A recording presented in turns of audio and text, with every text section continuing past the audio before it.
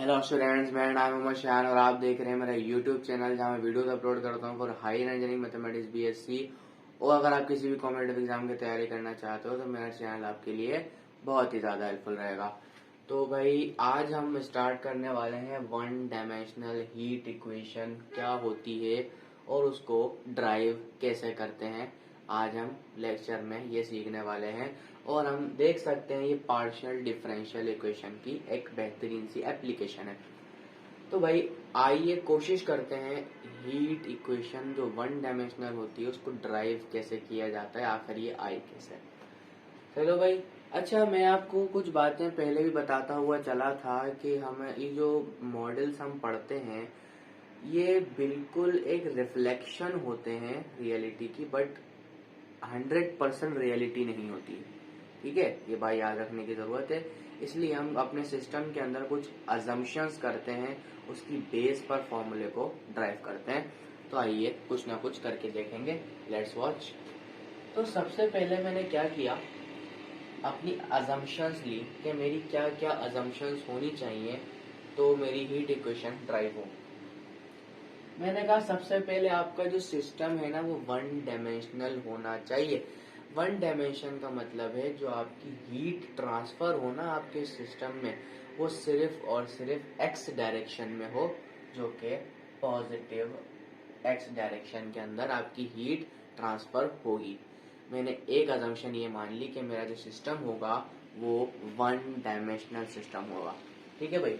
दूसरी अजम्पशन मानते हैं कि दोनों एंड्स पर से यानी दोनों साइड्स पर से क्या होगा, इंसुलेटेड होगा, यानी कि ना उसमें हीट अंदर जा सकेगी ना उसमें से हीट बाहर आ सकेगी। एक सिस्टम है जो कि वन डायमेंशनल है। अच्छा, वन डायमेंशनल सिस्टम से हम ऐसा भी मुराद ले सकते हैं ये जो सिस्टम होगा एक बहुत थिन सिस्टम होगा वन डायमेंशन में। अब थिक सिस्टम नहीं है, मोटा सिस्टम नहीं है, पतला सा प्लेट टाइप सिस्टम है। और मैंने इसको यहाँ पर खोल के बना लिया है क्योंकि 3D पिक्चर है, आपको लग रहा होगा थिकनेस, लेकिन ये एक स्मॉल और थिन लेयर है। तो भाई मैंने ये बना लिया। पहले तो बात कर ली मैंने वन डायमेंशनल होगा, दूसरी बात कर ली मैंने दोनों एंड्स पर से। एंड्स पर देखो भाई, एक एंड ये रहा, एक एंड ये रहा, दोनों एंड्स पर से क्या होगा, इंसुलेटेड होगा। इंसुलेटेड का मतलब क्या होता है, ना तो हीट अंदर जा सकती है ना तो बाहर आ सकती है। तो मैं मान लेता हूं मेरा जो ये एरिया था वो क्या था, इंसुलेटेड है। कलर कर लिया, ये मेरा एरिया क्या हो गया, इंसुलेटेड हो गया। अब बात करेंगे स्टेडी स्टेट की। मेरा जो सिस्टम होना चाहिए बेटा वो स्टेडी स्टेट होना चाहिए, यानी कि उसके हर पॉइंट पर जो भी ट्रांसफरेंस ऑफ हीट होगी वो सेम होगी, उसको स्टेडी स्टेट कहते हैं। और यूनिफॉर्म प्रॉपर्टीज का मतलब है उसमें जितनी भी प्रॉपर्टीज ऑफ मटेरियलिस्टिक होंगी सब की सब हर पॉइंट पर सेम होंगी। तो ये वाला और ये वाला पॉइंट मैंने आपको बता दिया। तो नो इनर हीट जनरेशन, यानी कि इसके अंदर भी कोई हीट का रद्दोबदल नहीं है, इसके अंदर कोई जनरेशन हीट की नहीं होगी, कोई न्यू हीट नहीं प्रोड्यूस होगी। ठीक है। और हम यह मान के चलेंगे कि इस सिस्टम के अंदर से ना तो कोई चीज बाहर आ रही है ना तो कोई चीज अंदर आ रही है। तो मैंने यहाँ पे एक और पॉइंट लिखा है, हीट कंडक्शन भी नहीं होगी और रेडिएशन भी नहीं होगा। और सबसे मेन पॉइंट आपके पास ये लास्ट वाला आता है कि हीट जो होगी आपकी वो एक हॉटर रीजन से कोल्डर रीजन या हायर टू लोअर रीजन की तरफ मूव करेगी, यानी ट्रांसफर होगी। यहाँ हम पढ़ेंगे फोरियर लॉ थोड़ी देर के बाद। ठीक है भाई, ये मेरी अजम्पशंस थी और मैंने अपनी अजम्पशंस से अपनी एक फिगर को जनरेट किया हुआ है और मैंने कहा कि दोनों साइड मेरे क्या है, आइसोलेटेड है। आइसोलेटेड का मतलब ये हो गया। अब मैंने क्या करा, मैंने कहा कोई भी Q1 हीट है जो कि अंदर जा रही है, ट्रांसफर हो रही है अंदर की तरफ। ओके, मैंने बात यहाँ कही हुई है कि हीट जो है वो हायर से लोअर की तरफ क्या होगी, ट्रांसफर होगी। मैंने कहा Q1 कोई भी हीट है जो इसके अंदर है और वो ट्रांसफर हो रही है, जो कि इस लेयर में से ट्रांसफर हो रही है। और मैं यहाँ मान लेता हूँ Q2 बन के वो क्या हो गई, ट्रांसफर हो गई। Q1 आया, Q2 बन के ट्रांसफर हो गया। तो थोड़ी देर के लिए मान लो कि इतना हिस्सा जो था वो x था और इसके अंदर का जो एरिया था, जो उस क्रॉस सेक्शन एरिया अंदर का लिया हुआ है, इसको हम दूसरे अल्फाजों में स्लैब का नाम भी देते हैं। यानी कि एक बिल्कुल थिन लेयर थी, मैंने इसका क्रॉस सेक्शन एरिया ले लिया। क्रॉस सेक्शन का मतलब होता है, मान लो आपके पास ये मार्कर है, तो इस मार्कर का मतलब कैप है, इसका जो ये वाला एरिया होता है क्या कहलाता है, क्रॉस सेक्शनल एरिया। यानी कि फॉर सपोज आपके पास कोई वाटर बॉटल है, उसको अगर आपने क्या कहते हैं बीच में से काट लोगे, तो उसका जो सर्किल वाला एरिया होगा ऊपर वाला, क्या कहलाता है, क्रॉस सेक्शनल एरिया कहलाता है। तो यहाँ भी मैंने क्या किया, एक थिन प्लेट का क्रॉस सेक्शनल एरिया यहाँ पर कंसिडर कर लिया है, ताकि मैं अपनी हीट को आसानी से ट्रांसफर करवा सकूं। मैंने ट्रांसफर करा, तो मेरा छोटा सा हिस्सा अंदर का है, मैंने कहा वो है डेल्टा एक्स। तो यहाँ से लेके यहाँ तक का जो डिस्टेंस हो गया, कितना हो गया, एक्स प्लस डेल्टा एक्स। यह तो बात हम अच्छी तरीके से जानते हैं। ये हमारा क्या हो गया, एक्स प्लस डेल्टा एक्स। तो यहाँ तक आपको बात आ गई होगी समझ। अब आते हैं इसके फोरियर लॉ पर, कि फोरियर लॉ हमें क्या कहता है और इसकी डेरिवेशन में उसका क्या इंपॉर्टेंस है। अजम्पशन को मिटा देते हैं, अजम्पशन का काम हमारे पास खत्म हो चुका है।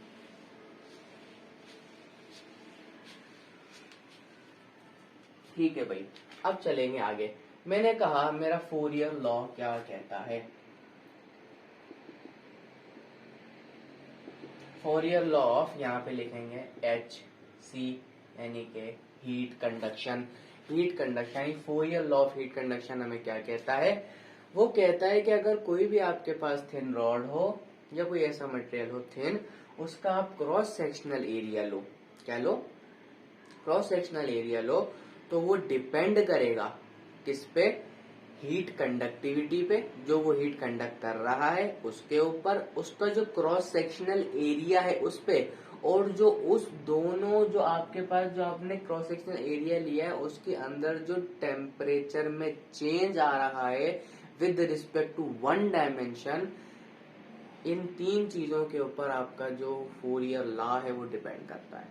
फोरियर ने ये कहा था कि अगर कोई भी आपके पास थिन रॉड हो और उसका आप क्रॉस सेक्शनल एरिया लो, तो वो डिपेंड करेगा आपका thermal conductivity and temperature gradient, जिसको हम temperature changes in one dimension भी कह रहे होते हैं।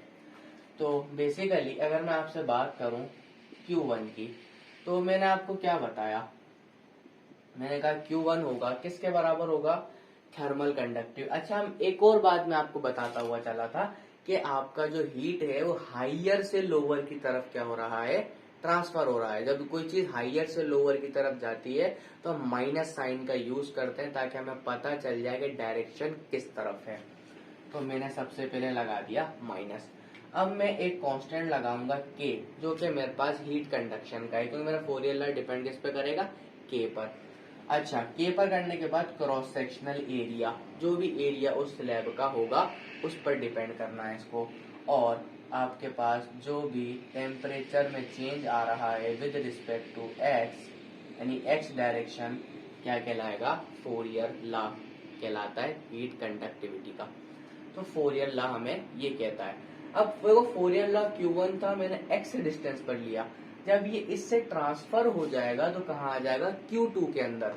जब ये Q2 में आएगा तो मैं Q2 को भी तो ऐसे लिख सकता हूँ, मैंने कहा माइनस के times area and temperature gradient, and temperature gradient को मैं लिख सकता हूँ x प्लस डेल्टा एक्स पर। यानी कि जब मैंने इस छोटे एरिया में से ट्रांसफर करवाई तो क्या बचा, x प्लस डेल्टा एक्स बचा। यहां तक हम बात करते हैं। अब मैंने इन दोनों की बात तो कर ली, अब मैं चाहता हूं मुझे सिर्फ और सिर्फ इन दो स्लैब के दरमियान का एरिया मिल जाए। तो क्या करूंगा, मैं इनको आपस में डिफरेंस कर दूंगा, ये माइनस करवा लूंगा, तो मुझे क्या मिल जाएगा, बीच का एरिया मिल जाएगा। और मैं उसको क्या कहूंगा, स्लैब कहूंगा। तो मैं मान लेता हूं, मैंने कहा Q1 माइनस Q2 करवा देते हैं। आपके पास जो रिजल्ट आएगी वो क्या होगी, k times a partial derivative of u with respect to x at x plus delta x minus partial u by partial x at x this one. और जब हमने माइनस किया तो हमें रिजल्ट ये मिल जाएगा। Q1 माइनस Q2 मुझे क्या मिलेगा, जब मैंने Q1 को Q2 में से माइनस किया तो मुझे इन दोनों लेयर्स का अंदर का एरिया मिल गया। क्या मिल गया? अंदर का एरिया मिल जाएगा।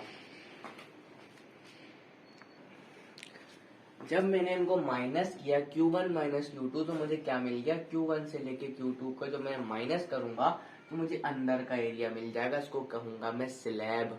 क्या कहूंगा? स्लैब। तो इसको मैं नाम दे देता हूं, मैंने कहा स्लैब का इज इक्वल्स टू, और ये आपके पास सेम रहेगा जो कि क्या है, partial derivative of x, x plus delta x पर, और पार्शियल डेरिवेटिव ऑफ एक्स कहां पर, इन एक्स डायरेक्शन, यहां पर सेम रहा। अच्छा, जब ये स्लैब बना तो आपके पास स्लैब का भी एक फॉर्मूला होता है। जो स्लैब आपके पास बने हुए हैं ना दो, इस तरह से ये आपके पास दो स्लैब बने हुए हैं, तो इनके दरमियान का जो एरिया होता है इसका फॉर्मूला होता है। क्या होता है? यहां देखेंगे फॉर्मूला, यहां गौर से देखिएगा, मास मल्टीप्लीकेशन स्पेसिफिक हीट। क्या होता है? इन दोनों के स्लैब के दरमियान जो स्पेसिफिक हीट कंडक्ट हो रही है वो specific heat, and always multiplied by the change in temperature with respect to time, जिसको हम लिखेंगे del u over del T.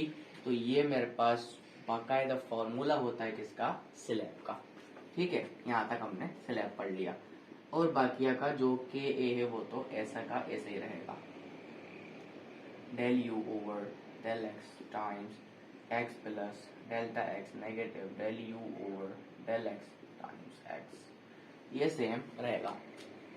यहां तक उम्मीद करता हूं समझ में आ गया होगा। अब मैं ऊपर का मिटाता हूं, दोबारा से स्टार्ट करेंगे।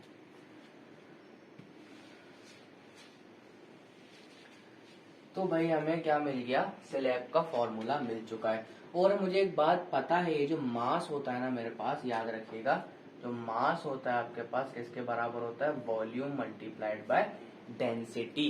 वो मास का फॉर्मूला होता है, तो मैं यहाँ पुट कर दूंगा। मैंने कहा वॉल्यूम मल्टीप्लाइड बाय डेंसिटी।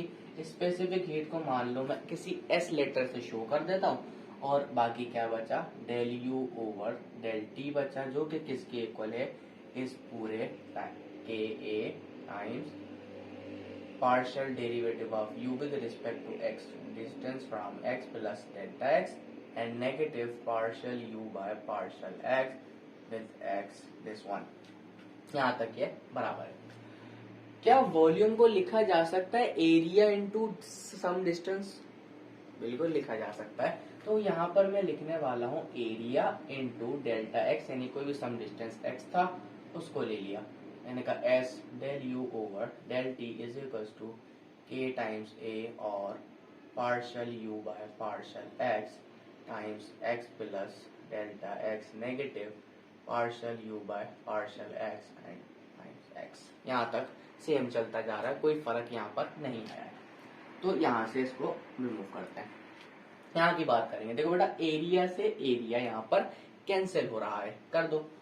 करने के बाद इन सब को, इन तीनों टर्म्स को इस तरफ डिवाइड में लेकर आता हूँ, बाकी देखूं आगे क्या होगा। मैंने कहा देखो del u over del t यहाँ बच गया, ये हो जाएगा बेटा देखो k over rho s specific heat and rho, जो कि डेंसिटी को शो करती है, और यहाँ पर आपके पास सेम टू सेम जो लिखा हुआ था वैसे ही आ जाएगा।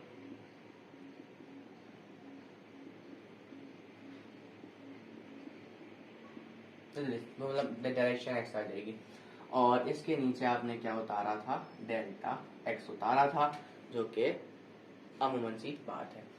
अच्छा, अब फिर दोबारा से गौर करो फिगर पर, जो इतना एरिया डेल्टा एक्स था वो बहुत ज्यादा छोटा एरिया था। ये बात हम मान के चले थे, क्योंकि जब ये सिस्टम ही वन डायमेंशनल था तो बहुत ज्यादा पतला सिस्टम था। ये मैं आपको शुरू में मैंने ये बात बता दी थी कि ये वन डायमेंशनल सिस्टम होगा और ये काफी ज्यादा थिन होगा, ये थिकनेस इसकी कम होगी। मान के चलेंगे कि भाई ये जो डिस्टेंस था वो बहुत ही ज्यादा कम था, तो मैंने क्या कहूंगा, जब डिस्टेंस कम होता है तो मैं बोलूंगा delta x approaches to zero, del u over del t is equals to, अच्छा के ओवर रो पी एस को मैं भले से आप ऐसे ही लिखे रहने दो, बाद में इसको नया नाम दे देंगे। देने के बाद मैंने कहा limit delta x is approaches to zero where partial u by partial x and x plus delta x negative the partial u by partial x with x direction divided by delta x, या इस delta को भी आप ऐसे बना लो, कोई फर्क नहीं पड़ने वाला।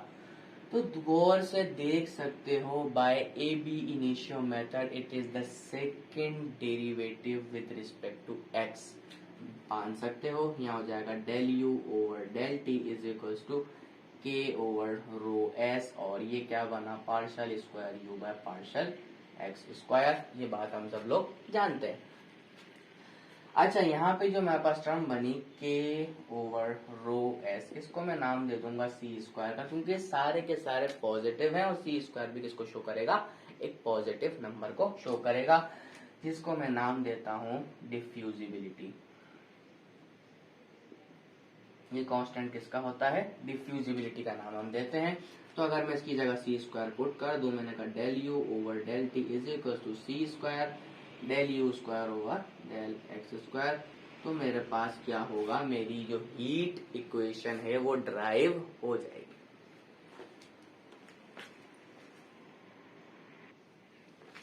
हमारी यहाँ पे हीट इक्वेशन ड्राइव हो चुकी है, हीट इक्वेशन ड्राइव हो गई हमारी, और उम्मीद करता हूँ आपको बहुत अच्छे से समझ में आ गई होगी।